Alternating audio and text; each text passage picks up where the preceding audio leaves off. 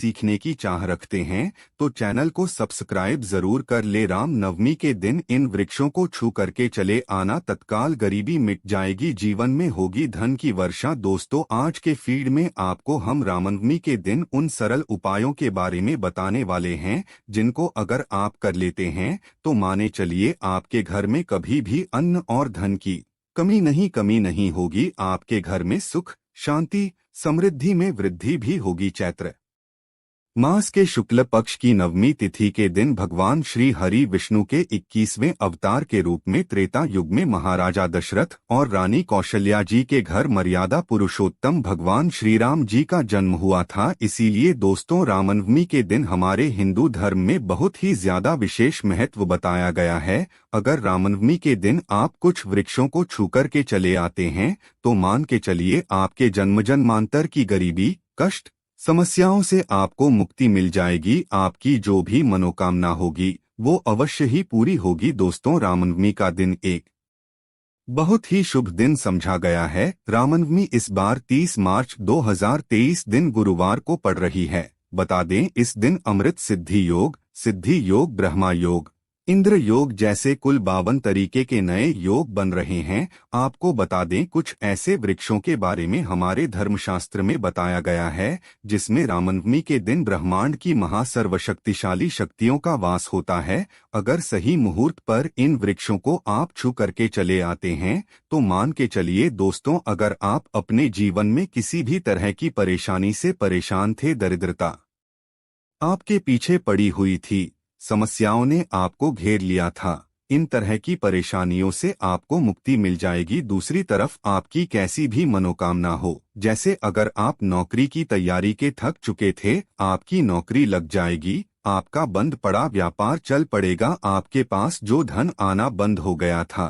धन आना शुरू हो जाएगा। जो आपके पास बेफिजूल खर्ची थी, बेफिजूल खर्ची रुक जाएगी और आपके धन में वृद्धि भी होगी। जिस कार्य को भी आप शुरू करेंगे उस कार्य में आपको सफलता हासिल होगी। ध्यान रखिएगा दोस्तों, जिन वृक्षों के बारे में हम आपको बताने आ रहे हैं, धर्मशास्त्र के हिसाब से ये पावन वृक्ष हैं। मतलब कि सिर्फ इन वृक्षों को छू लेने भर से आपको अपनी हर तरह की समस्याओं से जहां एक तरफ मुक्ति मिलेगी, दूसरी तरफ आपके जीवन में आपकी जो भी होगी वो भगवान श्री राम जी के आशीर्वाद से अवश्य ही पूरी हो जाएगी। देखिए दोस्तों, हमारे धर्मशास्त्र में साफ साफ लिखा हुआ है कि पेड़ पौधे वनस्पति में भगवानों का वास होता है। इसीलिए पुराने समय के जो लोग होते थे वो सुबह उठते साथ ही पहले तो घर की झाड़ू लगाते थे, फिर घर के पास वाले किसी भी बड़े वृक्ष पर जाकर एक लोटा जल अर्पित कर देते थे, क्योंकि पुराने समय के लोगों को ये बात पता होती थी कि वृक्षों पर देवी देवताओं का वास होता है। देखिए, साइंस भी ये बात कहता है कि पेड़ पौधे वनस्पति फ्री में हमें प्राण वायु प्रदान करते हैं, के बिना हमारा जीवन संभव ही नहीं है।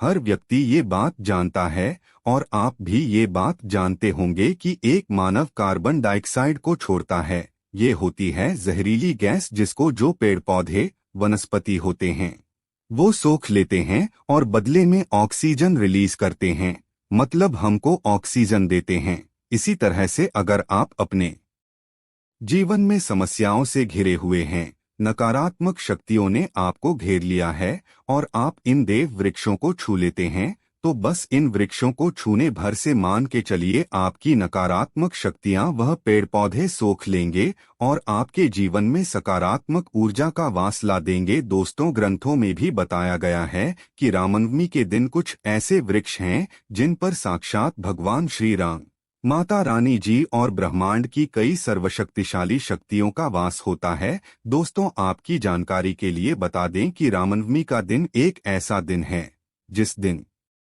भगवान श्री राम जी की पूजा करने का एक अलग ही विशेष महत्व होता है। इस दिन माता रानी जी के 9वें स्वरूप सिद्धिदात्री जी की भी पूजा पाठ की जाती है। नवमी का दिन इसलिए भी विशेष हो जाता है क्योंकि भगवान श्री राम, माता सिद्धिदात्री जी की पूजा के साथ इस दिन कन्या पूजन भी होता है। कन्या पूजन के बारे में आपको एक बात बता दें दोस्तों, कहा गया है कि अगर आप नवरात्रि के 9 दिन व्रत रख रहे हैं, पूजा पाठ कर रहे हैं, तो माता रानी जी इससे ज्यादा आपकी कन्या पूजन में खुश होती हैं। मतलब एक तरफ आप व्रत रख लीजिए, पूजा पाठ कर लीजिए और एक तरफ आप अच्छे से कन्या पूजन कर लीजिए। माता रानी जी आपकी कन्या पूजन से प्रसन्न होकर तुरंत ही आपको आशीर्वाद दे देती हैं। इसीलिए रामनवमी का दिन और भी ज्यादा विशेष और महत्वपूर्ण हो जाता है। वीडियो को मिस मत कीजिएगा दोस्तों, क्योंकि यह वीडियो के लिए नहीं, आपके पूरे परिवार के लिए बहुत ही ज्यादा लाभदायक हो सकता है। क्योंकि जिन वृक्षों के बारे में हम आपको बताने आ रहे हैं, सिर्फ रामनवमी के दिन इन पर ब्रह्मांड की महा सर्वशक्तिशाली शक्तियों के साथ माता रानी जी का वास होता है।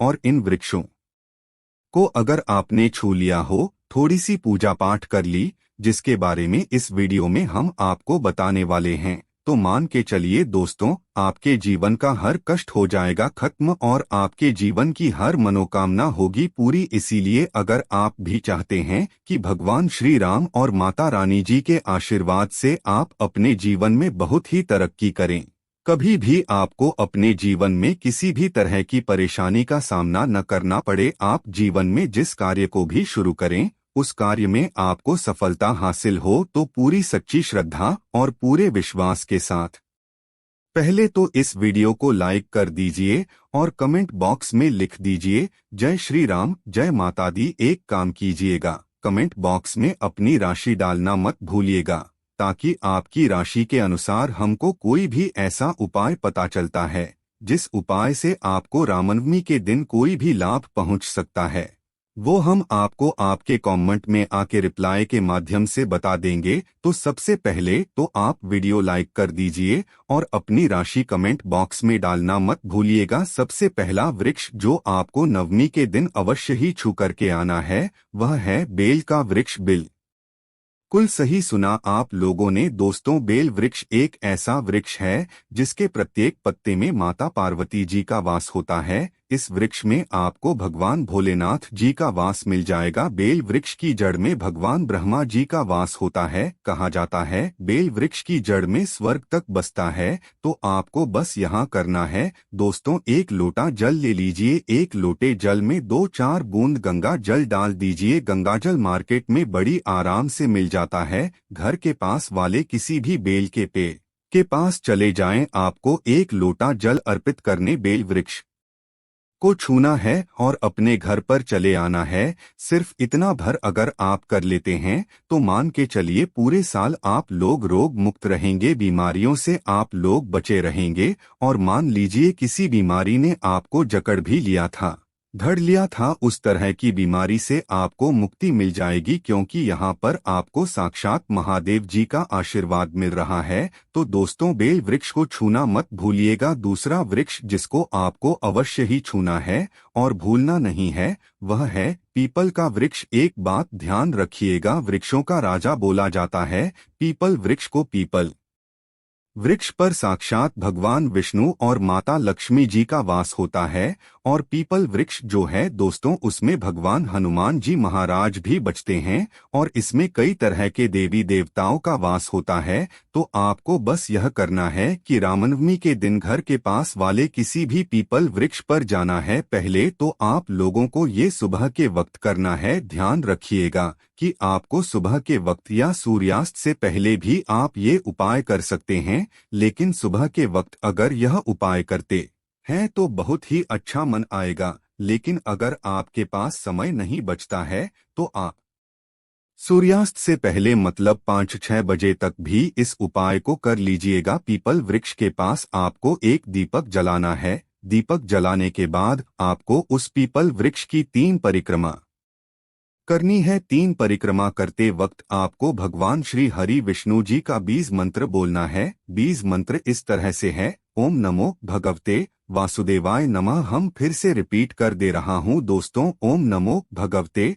वासुदेवाय नमः। पीपल वृक्ष की 3 परिक्रमा लगाते हुए इस बीज मंत्र का जाप कीजिएगा। अब इससे फायदा आपको क्या होगा तो बता दें, आपके राहु केतु जो होते हैं वो भगवान श्री हरि विष्णु जी के हाथ में होते हैं। अगर आपने इतना कर दिया तो आपके राहु केतु हमेशा आपका साथ देंगे और अपने जीवन में जिस कार्य को भी शुरू करेंगे उस कार्य में आपको सफलता हासिल होगी। आप अपने जीवन में बहुत ही आगे जाएंगे और समझा जाता है कि जो व्यक्ति भगवान श्री विष्णु जी का आशीर्वाद हासिल कर लेता है, माता लक्ष्मी जी का भी उसको आशीर्वाद मिलता है और उस व्यक्ति के जीवन में धन खींचा हुआ चला आता है। तीसरा वृक्ष जिसको अवश्य ही आपको छूना है सूर्यास्त से पहले, वह है नीम का वृक्ष। बिल्कुल सही सुना आप लोगों ने। एक बात का जरा ध्यान रखिएगा, नवरात्रि के समय नीम के वृक्ष में माता रानी जी के 9 स्वरूप वास करते हैं। कहा जाता है